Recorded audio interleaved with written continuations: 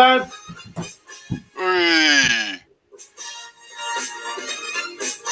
This show is sponsored by Champa Cola.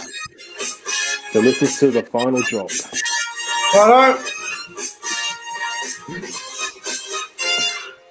Righto. Welcome back to the YouTube channel. I'm Nick from Australia. Welcome to the Rugby League Breakdown Podcast, episode number 21. Hope you guys are doing well on this Wednesday night. Hope you guys are doing better than I am. I still feel like absolute shit, but I hope you guys are feeling better than I am.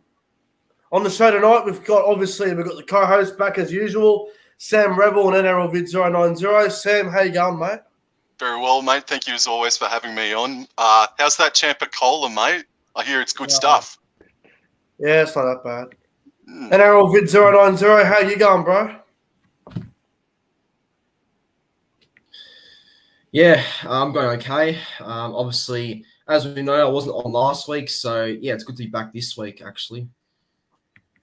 It's good to have you back, mate. Unfortunately, last week was a bit of a different week for you, mate, but it is what it is. The show goes on, and special guest tonight has been on the channel a few times.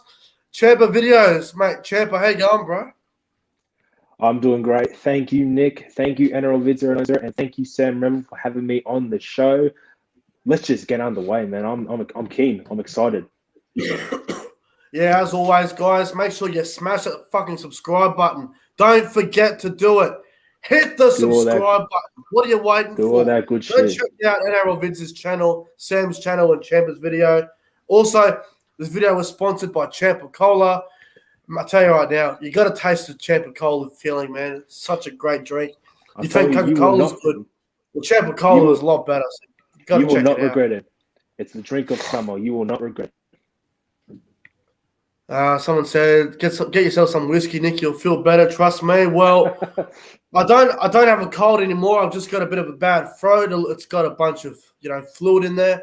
It's a bit all over the shop, but I'm getting better. I went to work yesterday, and I didn't work today because today's my day off. But I've got a morning, which should be pretty good. But yeah, it should be good.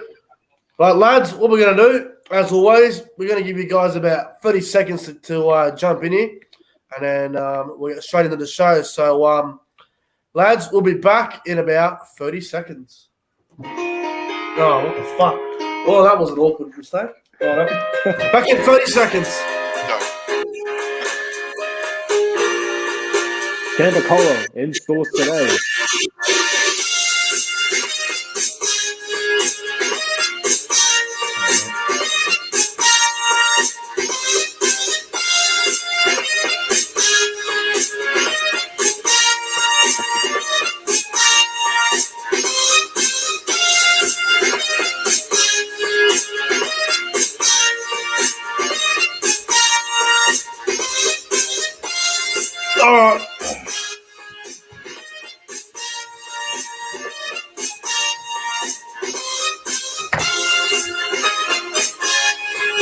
Righto, let's get into it. Oh, Jesus Christ, I don't feel too good, but the show goes on no matter what. The show fucking goes on. I don't care. I don't care how sick I am. The show goes on. Love it. All right, let's get into it. Topic number 5 tonight, we'll start with Adam Elliott, the Bulldogs rower, stood down from the Bulldogs for the rest of the year for kissing NRLW's star Millie Boyle in the fucking toilet. Adam Elliott has been investigated. Millie Boyle isn't. I'm a little bit surprised about that. Sam, I'll start with you. Adam Elliott, mate, what do you think about this whole situation? I think he'll lose his job come October. The Bulldogs need to clear out $1 million worth of talent to be cap compliant. Millie Boyle to not be investigated. I don't know why the NRL decided to come to that decision for Millie Boyle not to be investigated or have some sort of fine or whatnot for bringing the game into disrepute and not keeping it in your pants for another 15 minutes or so, man. So Adam Elliott, I think, will be gone by October, and I hope so too, man, because it just beggars belief, mate, that players just can't do the right thing for just the next couple of weeks. Yeah, fair enough. I mean, I will have my thoughts on it very soon, but I want to ask you, NRL Vid 090, should Adam Elliott be stood down, or did Adam Elliott do nothing wrong? Mate, what are your thoughts on it, NRL Vids? Look, so the other day I was actually going reading the story, what happened. Look, all I heard was just a kiss in the bathroom. That was about it. That's all I heard. But I think Adam Elliott, I think he's already been banned. Don't know how long the Bulldogs would want to put up with it. Adam Elliott will be sacked. I actually don't think he'll be there for long, in my opinion. I mean, I think with Millie Boyle, I don't know why they're not investigating her because, obviously she's one of the key people involved. I don't know or understand why she isn't being investigated as well. So that's a bit strange. But, I think Adam, the consequences and for pretty bad. All right. Champa, mate, what are your thoughts on it? Well, before I get into if Adam Elliott did anything wrong, what makes Millie Boyle any different from Adam Elliott? I mean, they're both breaking COVID rules. She should be getting investigated as much as he is. I don't understand what makes him different. And in terms of Adam Elliott, I feel like, he may have breached the rules a bit. There were set in place that, these restrictions have to be upheld, and he obviously broke it for a kiss. I mean, mate, if you're going to be breaking COVID rules, at least go something more than a kiss. That's what I think. But honestly, I feel like he will get punished. Maybe he will be getting sacked if the Bulldogs want to focus on the salary cap because they are signing a lot of good players. So if they need to make room for the cap, I feel like Adam Elliott, this incident will affect their decision. But I feel like he should have followed the rules, should have followed the restrictions. But Millie Boyle isn't any different from Adam Elliott, and she should be getting investigated as much as he is. That's my thoughts. It's crazy. Couldn't agree more. But I just want to apologize just then because my connection just fucking dropped like the fucking Titans every year. So sorry about that, my lads. But look, Adam Elliott, right. He's done a couple of dumb things in the past. We all know the Mad Monday a couple of years ago. We all saw what happened earlier this year when he fucked Michael Leish's missus. And let me just start by saying with this whole situation with Adam Elliott and Millie Boyle, I don't have a problem with what Adam Elliott did. I have absolutely no issue at all with what he did. Now, in case people have been living under a rock, the whole NRL is in Queensland. The pubs are open. The restaurants are open. They're allowed to go out and do shit. He was simply catching up with a friend in Millie Boyle. Yes, they kissed in the toilet, which is a no-no, but big fucking deal. There's worse situations going on in the world right now than that. I think the NRL referees, they need to be more investigated. They need to be investigated more than Adam Elliott. This is ridiculous. Seriously, did you see on Sunday, Ewan Aikens try against the Broncos? Fuck me. That was worse than Adam Elliott kissing a fucking woman in the fucking bathroom or in the toilet. That's ridiculous. And let me just say this. The NRL talk about equality with women's rugby league and the men's rugby league, saying that it needs to be equality, it needs to be equal and all this bullshit they talk about all the time. Okay, well, if that's the case, then why is Adam Elliott in trouble and why is Millie Boyle not? This is absolutely disgusting. This is absolutely bullshit. That dirty, filthy slut needs to be investigated as well. You're gonna put pressure on Adam Elliott. Put pressure on that junkie whore. Fuck me, dead. How many times do we have to fucking talk about this? NRLW and Women's Rugby League sucks cock. I've said it for years, and I will continue to say it for years because it's shit. It's fucking shit. I watched 10 minutes of that Women's Origin earlier in the year, and I wanted to throw up. I had to exit the room. And then I fucking turned on the TV yesterday, and I see this shit, about Adam Elliott in trouble, but Millie Boyle's not. It's absolutely bullshit. It's sexist. It's an absolute joke. And I hope Adam Elliott's all good because this is ridiculous. And, you know, we talk about players' mental health all the time being the number one most important thing to an NRL player. Well, I don't see how this is going to be good for Adam Elliott's mental health when he's the one being targeted here and Millie Boyle isn't. So it's an absolute disgrace. Would if he would have went any further than a kiss, do you feel like he should have been punished, or would he have crossed the probably.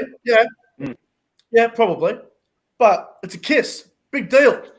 Fuck me dead. It's a kiss. And we don't quite know the specifics of it too. Sorry, Nick. Like, did the restaurant manager follow them sort of across to the bathroom and then security jump cameras, them, bro? sort of thing? Security cameras. Security cameras, man. So if he didn't knock on the door and ask for them to get out, why? I mean, they could have stayed in there for another couple of more minutes and things could have eventuated from there. But Millie Boyle's comments to say that this is not a big issue, in the grand scheme of things, it's not. But we're in the middle of a pandemic. We are only 5 or 6 weeks away from this season being complete, and there are men and women and children across the whole goddamn planet that are living under restrictions, and they don't have the red carpet rolled out for them, can't go to restaurants and do all these things. And maybe it's up to me, it's up to us to really find out why players were going to restaurants that night or do go to restaurants. I thought for the longest time that they are to stay in their hotels. You've got your green zone where you go and train, you go have your lunch, and then you go back to the hotel. So not everything as a fan is owed to us. There are some things we can be kept in the dark about, but there's such a lack of transparency. Why are they in the restaurant? Why are they outside the bubble? And I've just had a gutful of it, mate. These players, it's obviously just too hard for these NRL players to just suck it up for the next couple of weeks and do the right thing. Yeah. I'm sorry, I'm going to go off on just 10 more seconds of a tangent. I said last night that I bet my bottom dollar that there'll be another controversy, a fresh controversy before the year is out. And George Burgess got done for DOI or some sort of motor vehicle sort of thing. These players, obviously, it's too hard for them to do the fucking right thing. They're getting paid more and more money. And I've had a gutful of it, mate. It's fucking disgraceful, dude. And I'll also add real quick,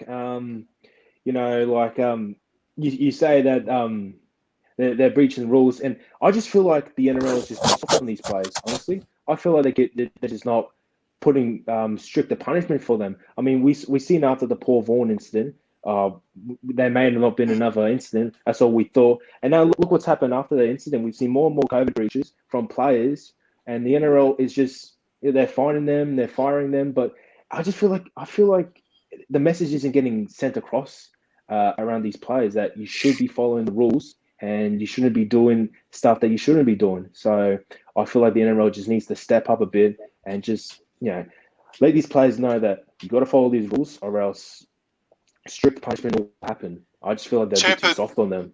Champa, that may be the case, man. But these are grown men. They got Channel 9, they got Channel 7, Channel 10, Sky Sports News, everywhere, man. They know what's going on. They know what's required.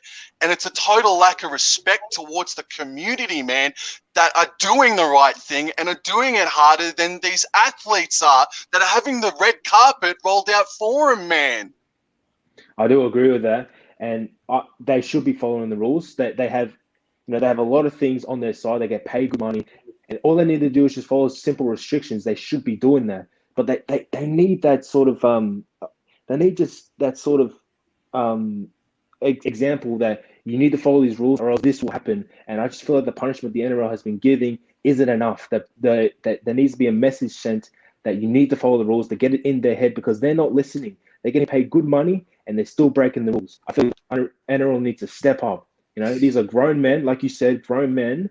They're not little kids. They're grown men. They know what they're doing is wrong. And the NRL needs to be like, all right, the message is there. You need to follow the restrictions. If not, then you're fucked, basically. Yeah, good call. NRL Vince, mate, before we move on to the next topic, Anything else you want to add to the Adam Elliott and Millie Boyle situation, bro? All I can say is that, I mean, Adam Elliott at the end of the day is an NRL player.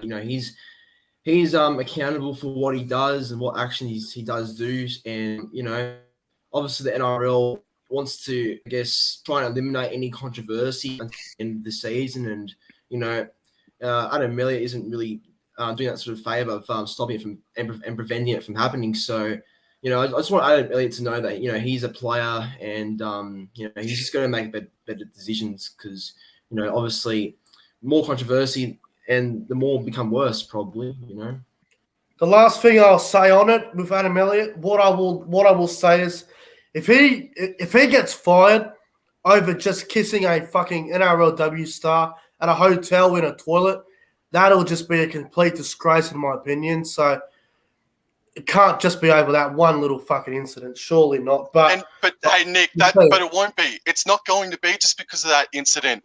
He's been a detriment. He's brought that club into disrepute since 2018, man. He gets suspended. He'll give penalties away at the worst possible time, man. He's been more of a dampener than anything at that club. And yes, I think he will get the punt, but I don't think that's the end of his career, obviously. No way. He can pick up a club elsewhere in the NRL, but I think the Bulldogs would take the golden path to get rid of the bloke.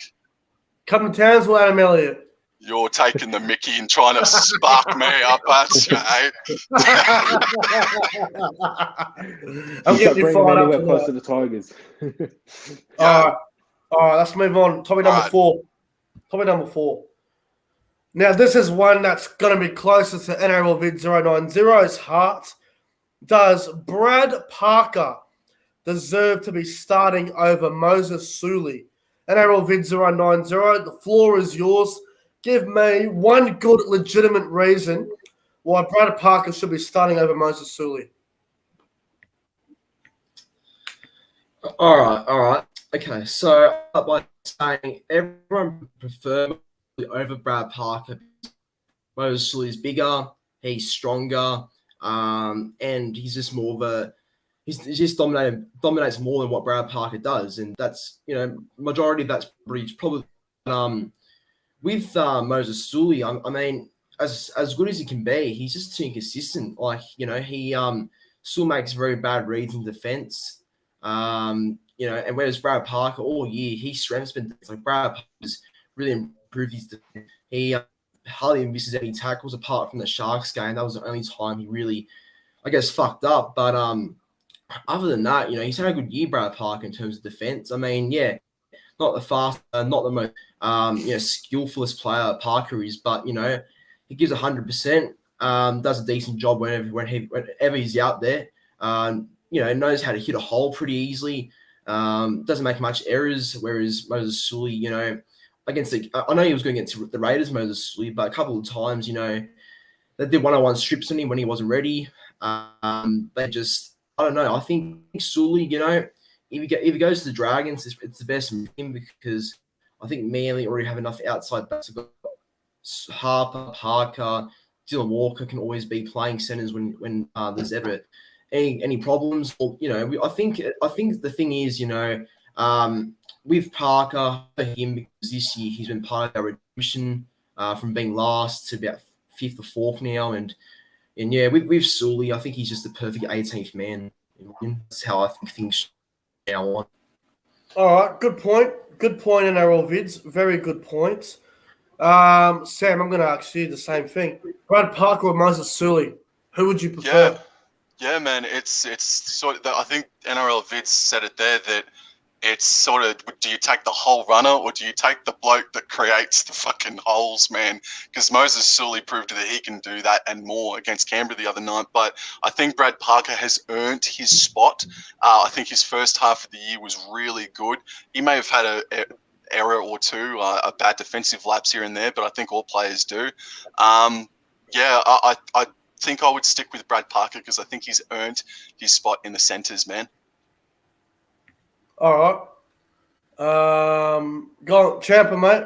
Brad Parker or Moses Sully? All right. I'll start by saying that video of Moses Sula that's going around. It's pretty funny with Josh Schuster. I think Oh it's yeah, funny. when he threw the fuck his phone into the water It's pretty funny. off the Anyway, bridge. onto the topic. Now, like you guys said, Brad Parker, yeah, he's a great defensive man. He's always there in the tackle. Great start to the season. He may have had a bit of a off game in the defense last time, but I feel like he has proven to be a starting center. But I also feel like that Moses Sully is a starting center and should be a starting center. He's great in attack. He's very mobile for a big person. He can play in the centers, and I reckon if you throw him in the forwards, he can go great in the forwards as well. He's a great edge player, very damaging, especially when he's just outside the try line. In my opinion, you have two starting centers, and you got to sacrifice one of them. All right, and they have been giving Brad Parker that chance, and he's really deserved that chance. But I feel like Moses Sully, I don't feel like he's a bench player. I don't feel like he's an 18th man. I feel like he's a starting center, and he should be playing full games. And well, that's my opinion. I would have Moses Sully over Brad Parker any day. All right, let me just start by saying that I think going into the final series, Manly's weak link is Brad Parker. I think out of everyone in that Manly side at full strength, Brad Parker is the one player that I'm worried about who's going to fuck up. Yeah, he can defend all right. There's no doubt about that. But look at Moses Sully on the other end. He's got strike. He's a dominant center. He's powerful. He's a fucking machine. He's an absolute weapon. Jesus Christ. Last week against Canberra, he was killing everyone. He was running lines off Kieran Foran. It was perfect. I'm going, this bloke needs to be there every week. Last week against Canberra was one of his best games of his career. He was outstanding. And they bring Brad Parker back in for some fucking reason. Look, you got to pick on form when you're going into these finals, these big games. If you remember a couple of years ago when the Melbourne Storm, I think it was 2019, they went into that final series. And I think Craig Bellamy dropped Will Chambers for Curtis Scott because Will Chambers dropped a little bit of form. And Curtis Scott sort of stepped up a little bit and was playing really well. So at the moment, you've got to say Moses Sully is in much better form than Brad Parker. Moses Sully has more attributes than Brad Parker. Defensively, yes, Brad Parker's better. There is no doubt about that. But I think to win the competition this year, you're going to have to score about 24 points to win the comp. I think you're going to have to score at least 4 tries to win the game, to win the comp this year. And Moses Sully can get you a try, especially on that left side. Foran, Schuster, Sully, Garrick, compared to Foran, Schuster, Parker, Garrick, I think option 1 sounds a lot better to me. And I think it's a no-brainer. I don't understand what Brad Parker has besides defense that's better than Sully. I don't know what it is. Maybe it's attitude. I don't know. Did Moses Sully piss someone off at training? Is that why he threw Josh Schuster's fucking photo off the Brisbane Bridge into the river? I don't know. But in my opinion, Moses Sully must be starting center. Must be starting. Do you rate Brad Parker as a player? Would you have him in your starting side? Or I think he's shit. I don't like him. I never have. I've never rated him, ever. Nick, can I ask a roundtable question? And I'd like to hear everyone's answers and everybody in the chat. Because Moses Sully is so destructive and such a point of difference for him, do you sacrifice maybe one of your forwards off the bench? For example, Sean Kepi, say he's got jersey 17 on his back. You sacrifice him, you put jersey 17 on the back of Sully, and then you inject him into the game halfway through, for example, and have him as a floating edge forward, basically playing that sort of role and just causing havoc come finals time. Nah, I don't think so. Nah, I wouldn't do it. That's just me. I wouldn't do it.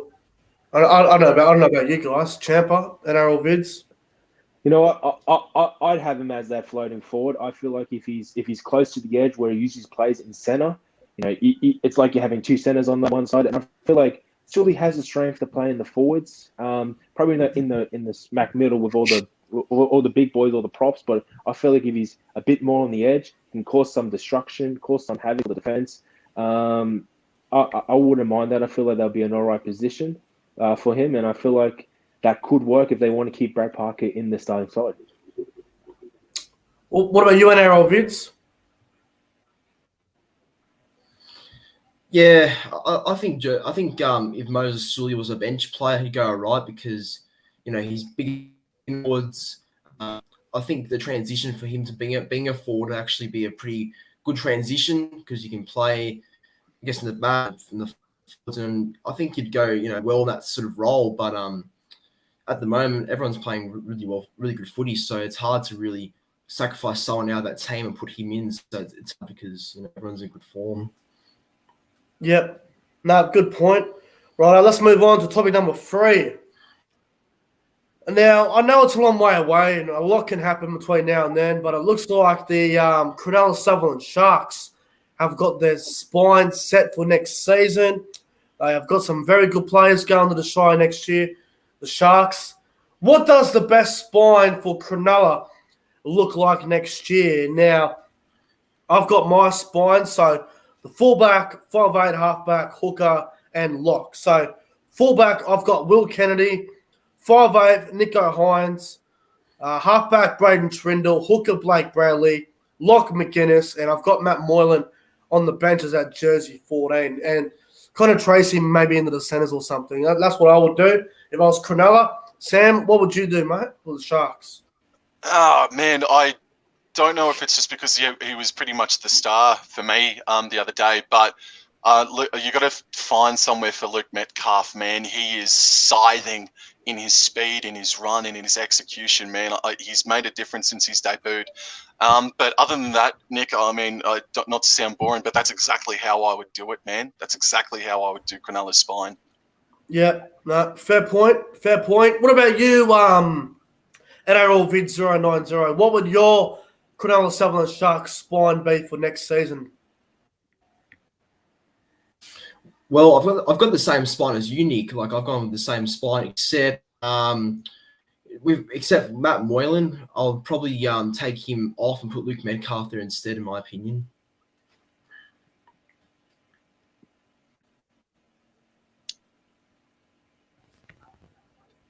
Yeah, Matt Moylan's taken a massive pay cut next year. I think he's going to earn about $325,000 as opposed to his $800,000 pay packet this year as well. So he's going to be earning every cent next year, Matt Moylan. Yeah, no, fair point. What about you, Champa? What would your Shark spine be? Well, it's very similar, but I got some differences. I would have Will Kennedy in fullback as well. Nico Hines, I'll probably have him in 5'8". The hooker and lock are the same, Blake Brayley and Cameron McInnes. As for the halves, I was thinking of getting Connor Tracy, maybe a go at halves, see how he goes there. But Braden Trindle seems all right in staying in halves as well. As for Matt Moylan, as you guys are saying, I don't really see much in the player, honestly. He's taken a pay cut, but honestly, I don't rate him as a player. I think he's pretty shit. And I feel like he just deserves to be in the reserves and no one near the starting side. Yeah, fair point. I'm looking forward to seeing what the Sharks do next year. If the Sharks do make the finals this year, which I think they will, I think they'll get that 8th spot. I don't know how far they'll go, but next year's looking like a better year for Cronulla. If you're the Sharks, would you be looking at a strike halfback, probably a top player who's coming off contract, or nah? I think Braden Trindle's the future. I'm loving what Braden Trindle's doing at the moment. He's playing really, really well. I'm liking him a lot. All right, let's move on to the other topic. Topic number 2. Now, this is another interesting one as well, where this is going to be a bit closer towards me and Sam. This one here. How will Jason Taumalolo go at front row this weekend? Valentine Holmes in the centres. Does this make the Cowboys look a little bit better? Sam, we'll start with Taumalolo first. Now, I know you weren't the biggest fan of him in the front row last time we spoke about this, but how do you think he'll go in the front row this weekend against the Dragons? Yeah, after full consideration, mate, I think him playing at lock, I think that spot should be for Ruben Cotter moving forward. He's a little bit more mobile than Taumalolo, defensively more sound, and can probably pump out 80 minutes as well from next year or even this weekend.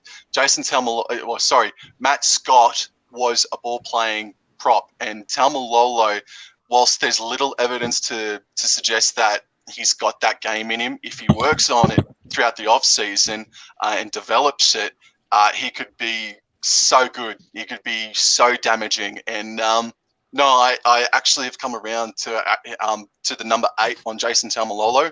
Would be really good. I mean, it simplifies his game, but it also creates another dimension to him at the same time. I hope that sort of makes sense, man. Yeah, no, I'm with you. Excuse me. I am really, really excited for Taumalolo in the front row. I think he's going to kill it. I think he'll play great this weekend against the Dragons. I think he'll be running for over 200 metres. I think he'll be outstanding on Saturday afternoon. I think he'll get more touches now. And I think defensively, he could get a bit gassed out. I think the Dragons will try and, get him a bit tired. But he has a pretty big motor, Taumalolo. So I'm looking forward to seeing how he goes in the front row this weekend. I'm really excited for it. Ruben Cotter at 13. I think it would have happened earlier in the year if it wasn't for the injury to Ruben Cotter. So I'm really looking forward to it on Saturday. Champa, mate, Taumalolo at front row. Do you like it or you don't like it? I think it's actually a great idea, and I feel like he will adapt to it very well. Like Sam said, it simplifies his game. Just get the ball and run hard. And I feel like he is going to destroy the St. George forwards. As we all know, he's very mobile. He's got some speed on him when he's running hard and running with momentum. He can put on a step at the line, and I feel like that's what you need in the front row. I feel like front rows these days should be doing that. Not just the old casual take the ball up and run, but maybe run a bit of a step or maybe run at an angle, and that's what Taumalolo does best.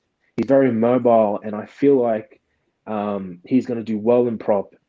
As for cardio and stamina, I feel like he may be caught out on that. I feel like they are going to make Taumalolo run a bit, and it is going to cause a bit of fatigue. But in terms of Taumalolo at prop, I feel like it's an amazing choice by the Cowboys. Just imagine him taking the ball up off a kickoff. Fucking brilliant. Who would want to tackle him? Honestly, Yep. Who would want to tackle him? That's all I got to say. Goddamn terrifying.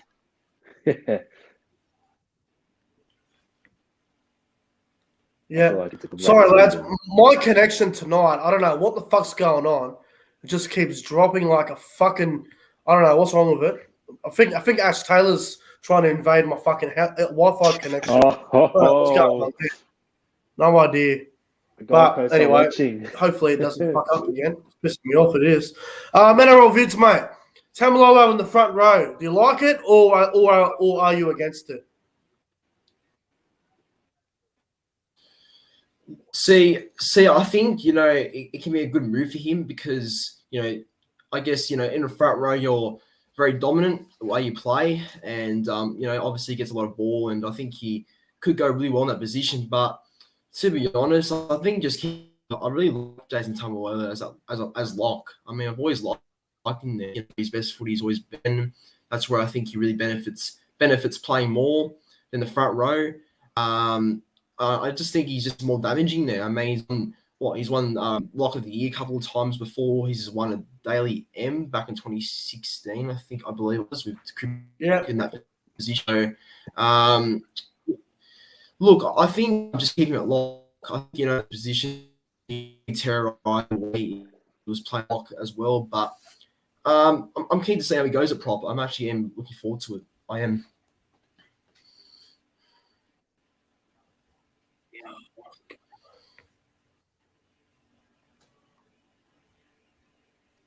All right, we're back again. All right. Looks like the connection hit us again. If this connection cuts out one more time, I'm going to go and fucking punch the Wi-Fi. Dead set. Don't know why it's doing it. I really don't know. Maybe look outside the window, see if Ash Taylor's out there. Mate, I've paid the bill. It's these fucking Indians always fucking ringing me up. Have you paid the Wi-Fi yet? Yes, I have paid the fucking Wi-Fi. Fuck me, Dad. Fly back on your fucking plane, you fucking idiots. Fucking sick of them. Oh man. Fucking sick of the internet. The fucking assholes. How many times have I got to fucking answer the phone about it? All right, let's move on. Topic number 1. This is a big one. Curtis Scott. Whoa. Boy, oh boy. Curtis Scott sacked from the Canberra Raiders. He's taken some big shots on Curtis Scott. He is not holding back. I think it was last night he went onto Instagram and he wrote this. I'm going to read it out what he said. Yep. So, Curtis Scott, I would just like to come forward and comment on the latest headlines. I opened up about extremely personal information regarding my mental health and current struggles. I have just lost what it feels like, everything to me, and I can't understand why Canberra have continued to kick me while I'm down and now leak in-house information that was dealt with over a year ago regarding a former player. The club has nothing to gain out of this, but hopes of reasoning for their lack of support. In my opinion, it's a low act, and they have shown and proved that they have no real care factor for players' welfare. It's not the first time this has come out about mental health struggles. Lastly, a massive thank you to everyone for all the support. It really does go a long way in times like these. My God. Yeah. My fucking God. What the fuck is going on at Canberra? Back in a second, lads. Continue. Go ahead, Champa. Honestly, I honestly feel like the NRL, no, they do not care about players' mental health. I mean, if you're going to leak personal information, as he said, like that, towards the public, they obviously don't care about mental health. And I feel for Curtis Scott. You know, I feel like he's been hard done by. But we've seen that this is how Canberra Raiders deal with these sort of situations. You know, early in the year with George Williams, they see a situation like that. I think their first instinct is to just deal with it quickly. And I feel like sacking is their way of dealing it. Anyone else got anything to say about this? Because, yeah. Go ahead, Lorenzo.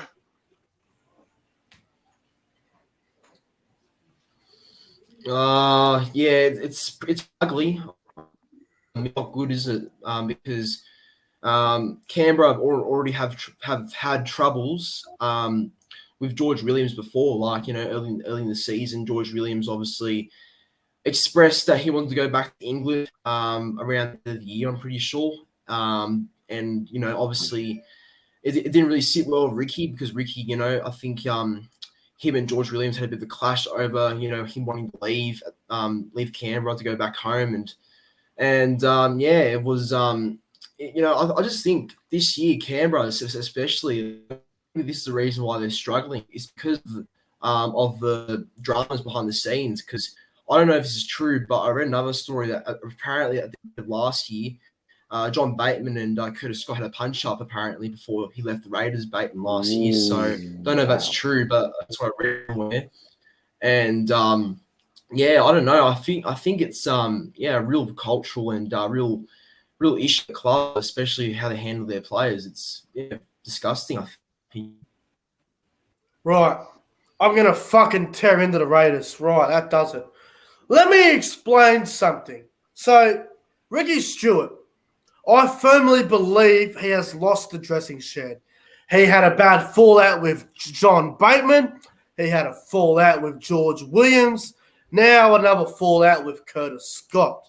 Now, we talk about all the time, players' mental health is the most important part about an NRL player, as in terms what of a this big whole, lie. all of these lockdowns and all these quarantine and restrictions and all that situation.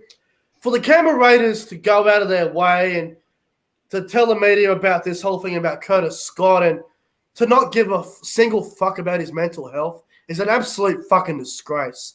Now, we've all seen what happened before, you know, back a couple of weeks ago when the lockdown in Queensland was very strict and the players' mothers and girlfriends and all that had to duct tape their doors to the fucking balcony and all that situation. And James Roberts was taking the piss out of the media outside on the balcony, which I found hilarious. Players' mental health should be the number one priority. And another player has fallen out with Ricky Stewart. John Bateman, an English world-class second rower. George Williams, a world-class halfback, the England halfback, and now Curtis Scott. Two of them have been over mental health. I mean, what's going to happen? I don't want to say it. What's going to happen if one of these players goes to that really, really dark end and they take themselves to that too far? What happens then? Who takes the blame for it then? He's admitted that he has been in those situations, that he's come close to being in those situations, and like he said, the Canberra Raiders are kicking him when he's down. He's trying to get his life back on track, and what do? They fire him. I mean, these are not your pawns. These are not your dolls or your action figures. These are players who are human, and they have human feelings. And I feel like mental health should be the number one rule. And I feel like how Canberra Raiders have handled this situation, have Ricky Stewart and whatever lackeys he has handled this situation to spread this to the media, to make this public. All the talk is on Curtis Scott. And he probably doesn't want this talk. He just wants to focus on his life, getting it back on track. And what do? They bring it out to the world. And now the big talking point in the NRL is him. And I feel like it's absolutely disgusting. Mental health, give me a fucking break. Curtis Scott is not a criminal. Now, he has in the past done some dumb things. There's no doubt about that. But every player does something stupid throughout their career. It happens. Jonathan Thurston one time got caught drink driving up in Townsville. It happens. Andrew Johns got caught with ecstasy.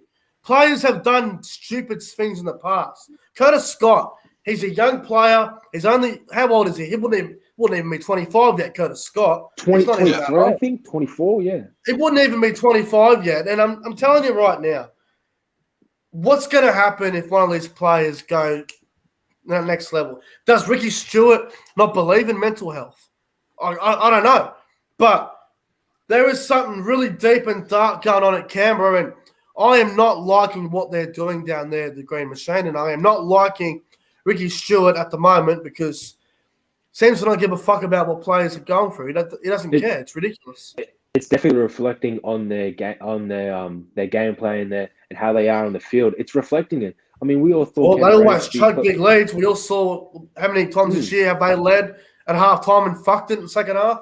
I lost count. I really have. Something must happen in that dressing room during halftime, and it just shows in their performance. I mean, we all thought Canberra Raiders would be close to the top four or something, and now they're trying to fight for the 8.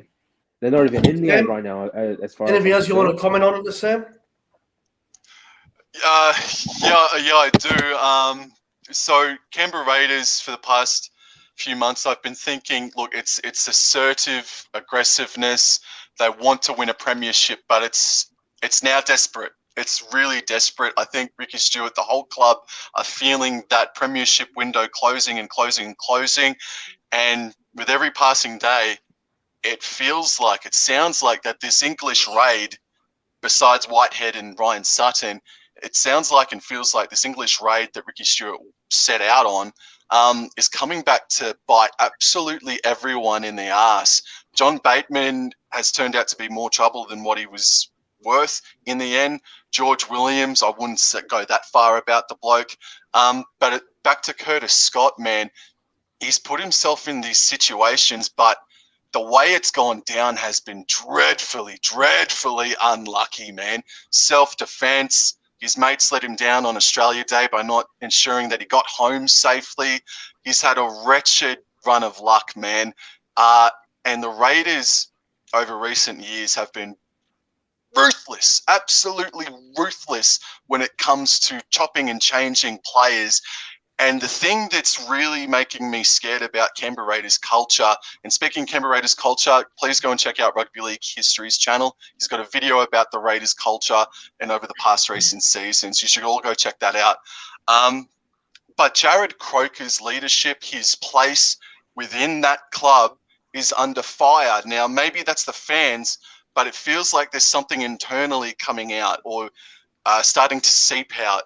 Why is your captain, why is the captain now got the spotlight on him now and might be punted halfway through next season, sort of thing? There's something really wrong at Canberra, and I think we're all in agreement. Ricky Stewart has probably lost the group. Yep, I agree. Let's move on.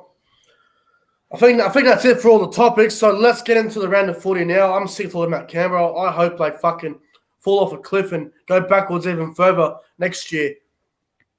I'm starting to find a bit of hate for Canberra. Just all the shit that they've done, like to George Williams and now to Curtis Scott. They're starting to, and they are a very dirty side. So Canberra are starting to become a club that you can hate. I reckon it really does feel that way.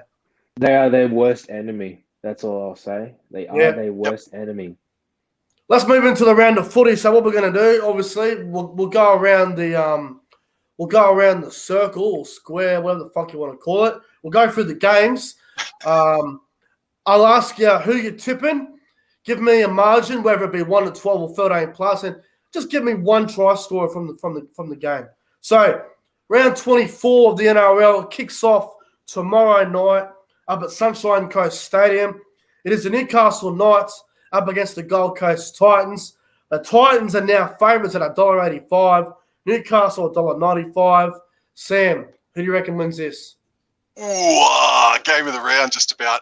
Gold Coast Titans win. I think they'll have too many points for them. I don't like that Justin Holbrook has excluded Greg Marzu, though. I think he's been an absolute running boulder over recent weeks. But I think David Fifita's got pressure on him. He's got jersey 15, not jersey 12 on his back this weekend. And when he hits the field at the halfway mark, I think he can score a try for the Titans and they'll win 1 to 12. All right. What about you, Champa? Knights and the Titans, bro. This is a fight for the 8, but I feel like the Knights have more hunger than the Titans. I feel like the Titans are overhyped, and I feel like that hype will overwhelm them. And I feel like the Knights will get the 1 to 12 win. It is going to be a close game. And if they're going to pick at any time try scorer, I'll go the man himself, Callum Ponga. Sounds good to me. NRL vid 090, mate. Knights and Titans, and what try scorer do you like for this one, bro? So I'm gonna go different. I'm gonna go the Titans to win, just because I feel like Knights, they've been good for the last couple of weeks, but you got to remember who they've been versing. They've got, they play Bulldogs and teams like that. So I don't know if I can really trust them again to get 5 straight wins. And they get it, but I don't see it personally. So I will go Titans, like 1 to 12, and another Titans to the game. And anytime try scorer, you know what? I'll back in Philip Sammy for a double. I'll go Philip Sammy for a double on Thursday.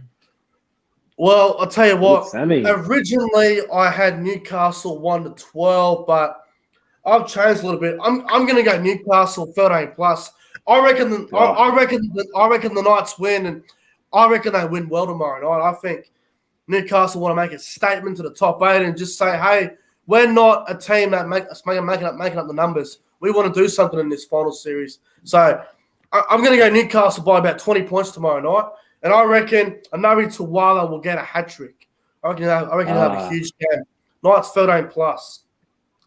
Let's move on to Friday night football. The first game kicking off at 6 p.m. at BB Prince Stadium. Is this game at Mackay? Is that right? Mackay? That's right. Mackay? Yeah, I believe it's Mackay. It's Mackay. It's the Warriors versus the Raiders. The Raiders are $1.45. The Warriors at $2.75. I do not trust either team here. This is a dead set flip of the coin. Sam, Raiders or Warriors or Raiders, mate? Raiders to win. I think it comes down to who's going to be mentally stronger to stay closer to an 80-minute performance. I think Raiders have too much to play for. Jack Whiten must stand up to keep their season alive, and I'll go him as an anytime try scorer. Raiders 1-12. Yeah, sounds good. What about you, Champa, mate? Warriors or the Raiders? Well, yeah, this is a flip of the coin, and Raiders are fighting for the 8. But I honestly do feel like the Warriors are going to pick up the win. I feel like this whole controversy is going to overwhelm the Raiders. They do need to step up. Jack Whiten and everyone else needs to step up from the Raiders. But I feel like the Warriors can pick up the upset here. I do feel like it's going to be 1-12, a close game. And I'm backing Dallin Martinez-Alesi now to score a double. All right, interesting. NRL Vids 090, mate. Warriors or the Raiders? Raiders to win. 1-12. I had I found it pretty good. This, you can go high and so I think I'll go Raiders 1-12, and my anytime try scorer. I can see Bailey Simonson scoring a try. Yeah. Look, I've got absolutely no idea which way to go here. This is such a hard game to pick. The Warriors' confidence probably is still down a bit from last week, and the Raiders, well, their confidence is shot too. So it's tossed a coin. But look, I'm going to go with the Canberra Faders. No confidence at all here. Raiders 1-12, and I'll go Hudson Young to score a try. Hudson Young will score. Let's move on to Friday night football, 7:55 p.m. Suncorp Stadium. The blockbuster game of the round, the main event, the biggest rivalry in the NRL, in rugby league in general. Oldest. It is the Sydney Roosters up against the South Sydney Rabbitohs. The Bunnies, $1.25. The Roosters at $4. Sam, Roosters or Rabbitohs?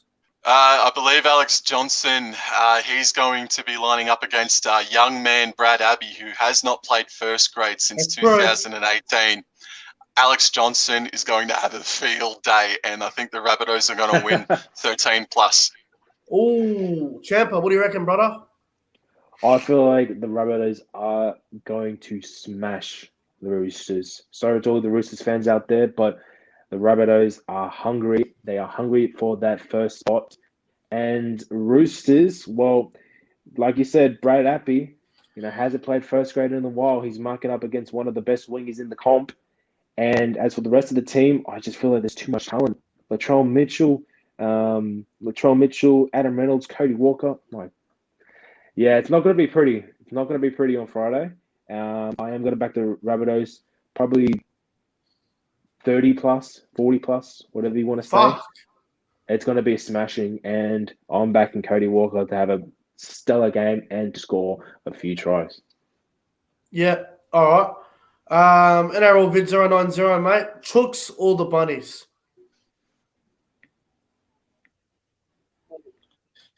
Let me just start by saying I really hope Souths win, because I think it's a pretty much guaranteed win for me on Sunday against the Dogs. So Souths win on Friday by a good fair margin. So, but in saying that, I will tip Souths to win. I'll tip Souths 1-12. And I can see what's his name? Well, if he plays, I can see Damien Cook getting a half if he does play. I think he is playing. Yeah, he's playing at this point. All right. All right. Well, I'm going to go the Rabbitohs 1-12. I'm not confident. I'll tell you, this is a danger game for Souths. Roosters are so desperate. If Roosters win this game, all they have to do next weekend is beat Canberra and they finish top 4. So, very important game. But I think Souths win 1-12 here. And my try scorer, a massive roughie, off the bench, Hame Saleh to score a try off the bench. How much is he paying? Oh, I like it. I love it. Paying? I'm going for it. I'm going for the roughie. I don't know what he's paying. You make some big money off that. I'm getting on it. Hame Saleh will score off the bench for the Bunnies. My roughie of the round. That's Nick. He'll take the risk. Chuck $5 on it, someone. All he is throw 5 on it. You guys will fucking win something. All right. Let's move on to Saturday afternoon, 3 o'clock. up at Rockhampton, Brown Park. Super Saturday, 3 o'clock. Dragons versus Cowboys. Dragons $1.65. Cowboys at $2.25. Sam, my friend, which way are you going here? So Valentine Holmes and Kyle Felt are a combination for the first time ever. Valentine Holmes is playing centre for the first time ever as a starter, and they're lining up against the young bloke for the Dragons on the wing, on Fingai's wing. I think they're going to break the streak. The Cowboys are going to win 1-12, and just as a bit of an advertisement as well, win or lose, mate, I'll be on the late night show with Nick from Australia on Saturday night. It's my birthday on Saturday. It'll be very interesting to see what my fucking mood's going to be that night. So tune in and see how I'm going on Saturday. So, yeah, Cowboys 1-12. Can't wait. Cannot wait. Champa, what do you reckon, bro? Dragons or Cowboys?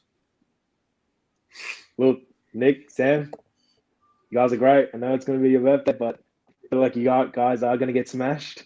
This is just my personal opinion. I will say this. All right, Dragons are hungry for the game. We did mention that Taumalolo in prop is going to be a big advantage for the Cowboys, but I do feel like a 13-plus win for the Dragons is coming. But I am backing Taumalolo for first try scorer. I just feel like the Dragons are a bit more hungry right now. Fantastic. Oh, no. Don't worry. That's my thoughts on that. I know what you guys are going to say on the Sunday afternoon game for the Tigers, so I just needed to say that. Yeah, all right, fair enough. And our lids, mate, Dragons or Cowboys? Cows 1-12. I'll tip them to win on Saturday.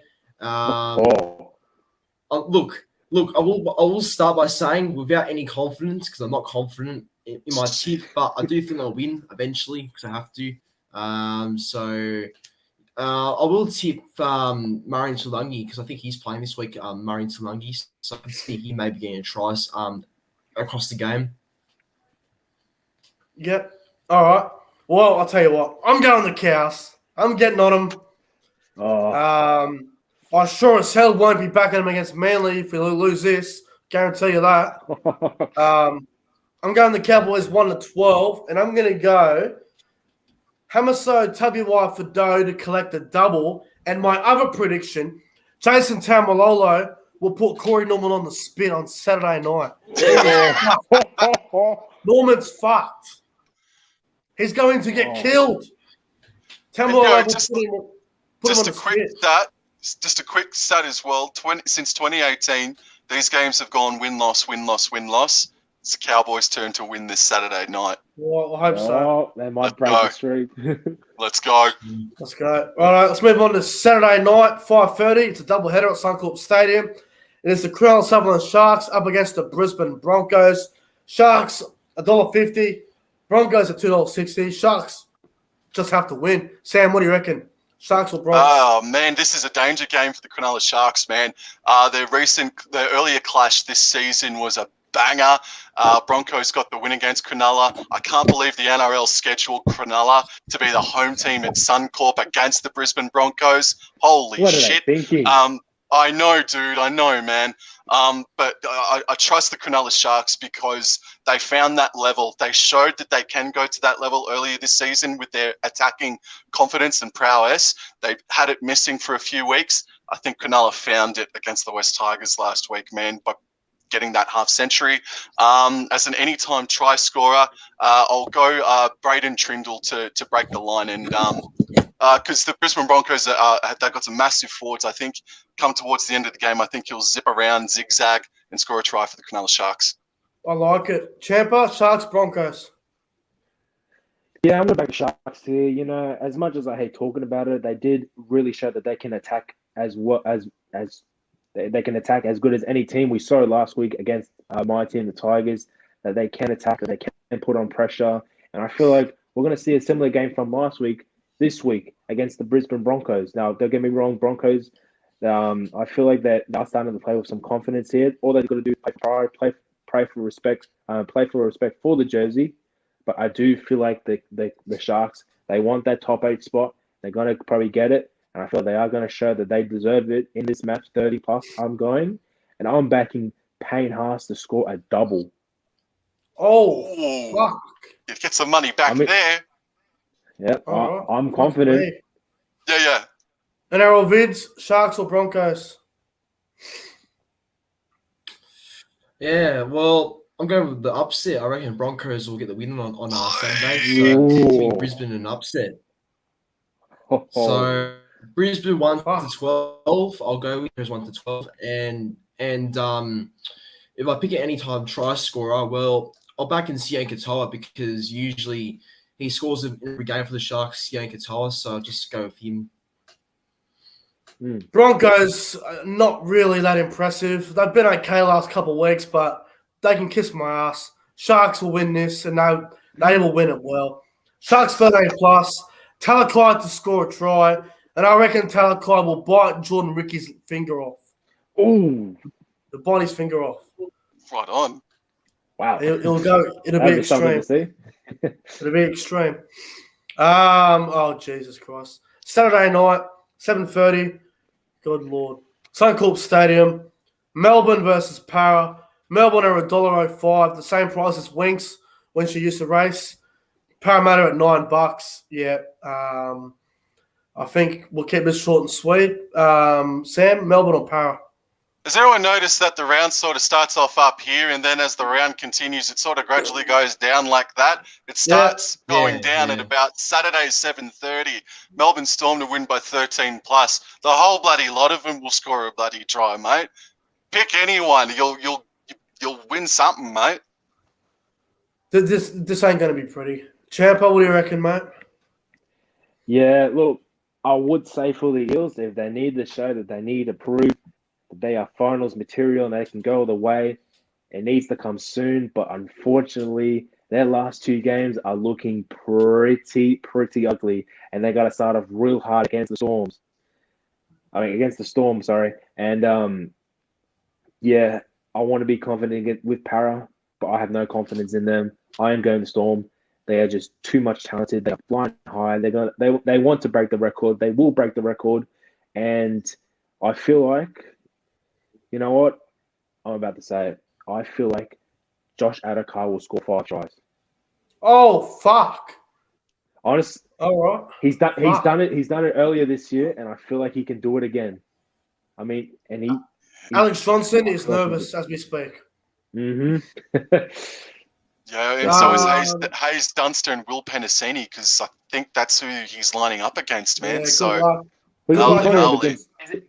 Josh Adokar and Justin Olam they're lining up against? Yeah, good luck, young kids. Good luck. Good Lord. This ain't going to be pretty. This ain't going to be pretty. Lorenzo, Melbourne or Para, mate?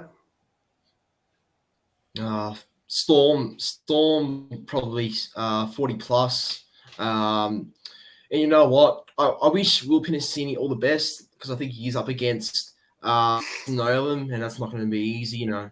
And I can see Olam getting a hat trick. So yeah, it's going to be pretty ugly. I'm going to go Melbourne 60 sex plus. 60 sex plus. It's going to be a fucking bloodbath. This will not be close. This will not be close. As long as Felice Kafusi gets taken out by someone, then I'll be happy. We all saw what Kafusi did to Ryan Madison back in round 2.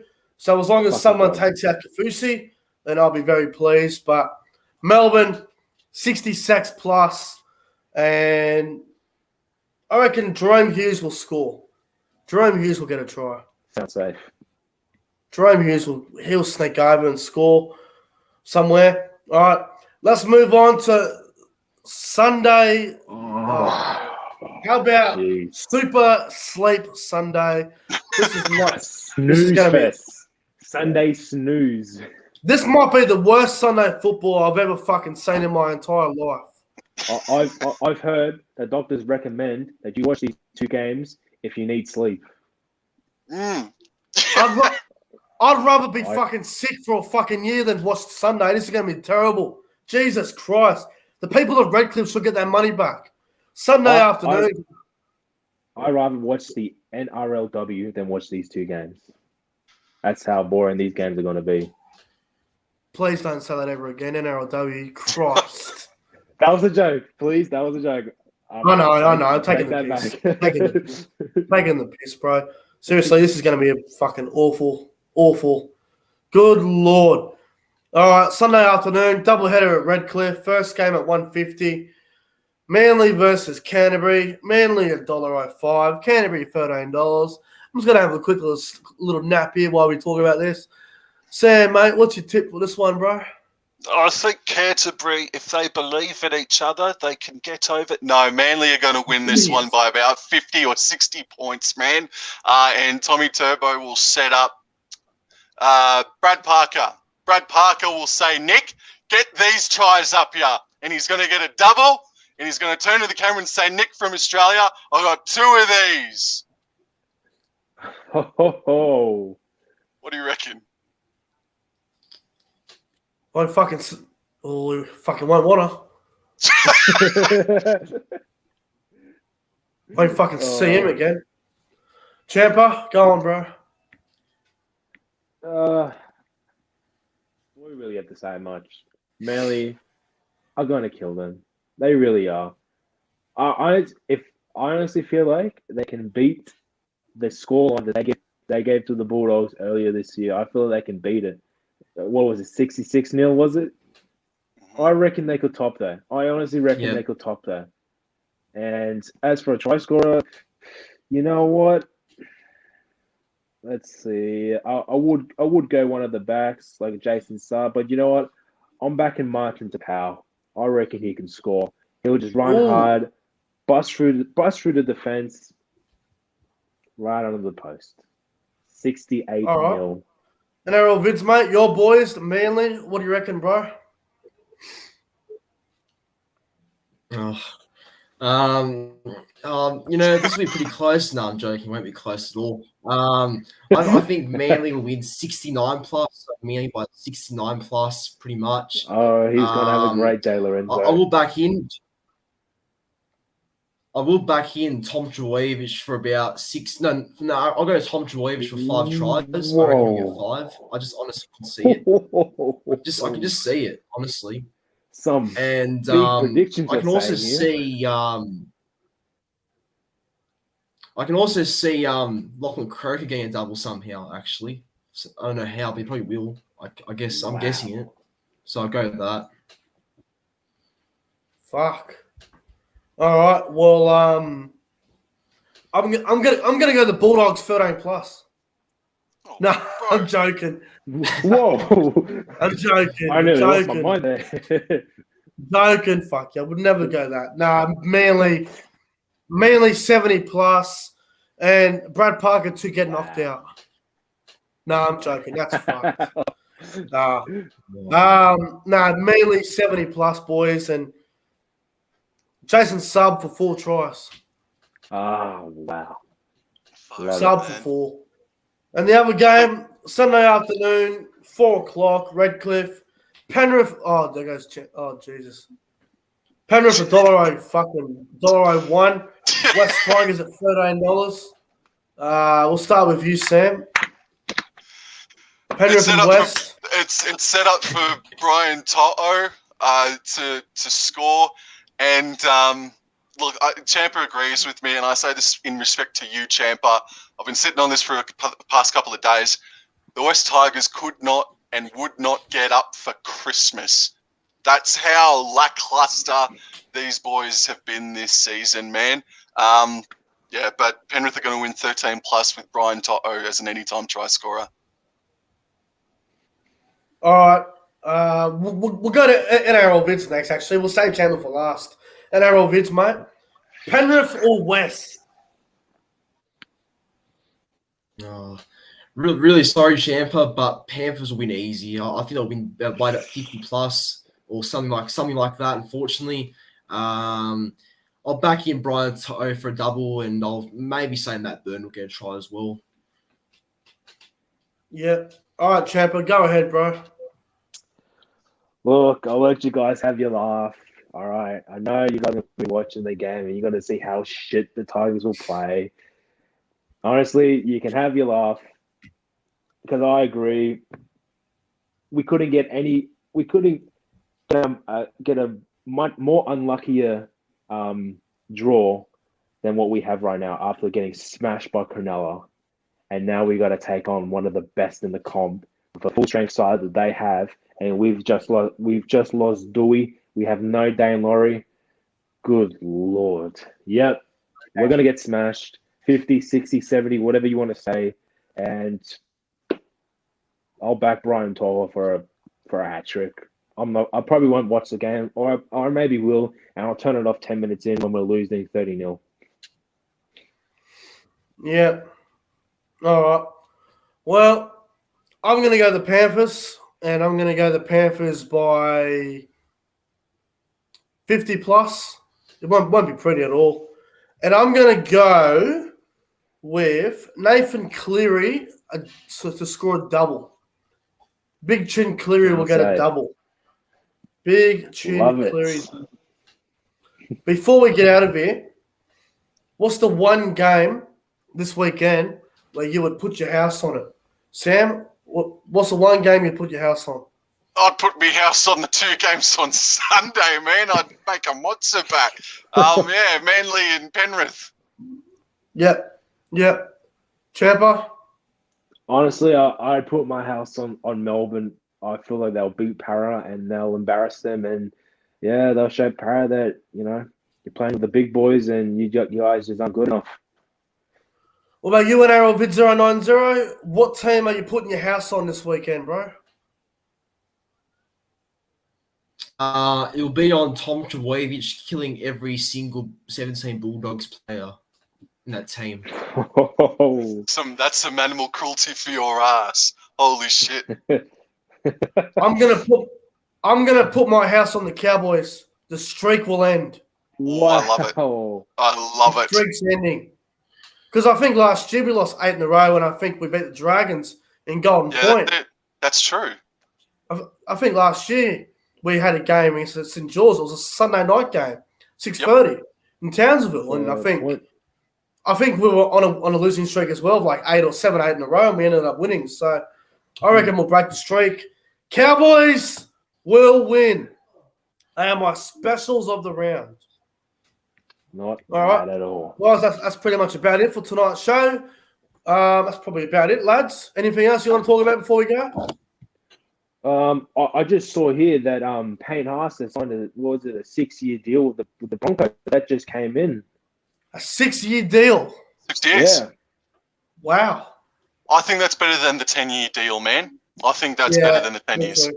Me too. Cool. Oh. Thank you again for organising this, Nick from Australia. No worries. Hope you're all staying safe, and NRL Vids, Champa, Nick, enjoy the footy. Thanks, lads. I'm getting out of here. I'm going to go and have another fucking tablet or fucking Zytec and fucking some shit. I'm fucked up on tablets at the moment. But, guys, have a great, Thursday tomorrow. Have a good Wednesday night. And I'll see you guys tomorrow night for the Knights and Titans review. Until then, see you later. Adios, everyone. Thanks for having me on, guys.